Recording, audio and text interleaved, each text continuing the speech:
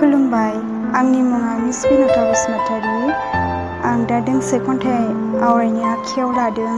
बे खन्थाइनि मुङानो जादों नों आरो आंखौ दा गोसोखांसै।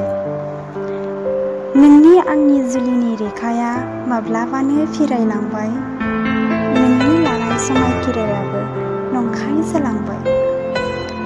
दिन्दिंनाय उखुमब्रैनि जोंथि जोंनाया अम्बासि हरनि खोमसिखौ सोरां खालामो।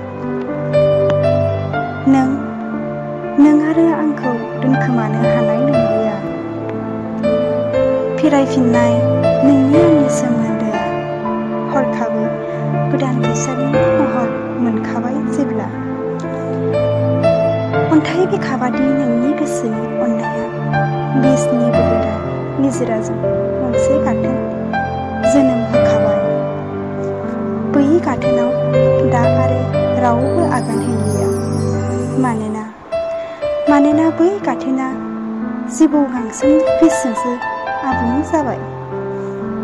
सानमोखिनि आयराखियाव नों सिनायथि जाबाय, आं आरो नोंखौ फोथायलिया।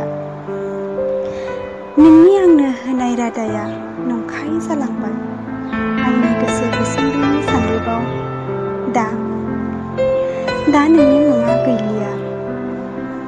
फोथाय खेबस' साननाया दिनै आंनि आंगो जाबाय।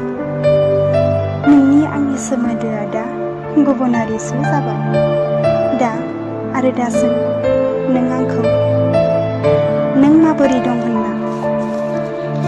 मानोना सुबुंनि गेजेराव नोंनि भावथिना ओंथि गैयि जाना मोस्लेरै गोमोरलांबाय। आंनि गोसोआ संखिना सोलेरा सिरि जाहा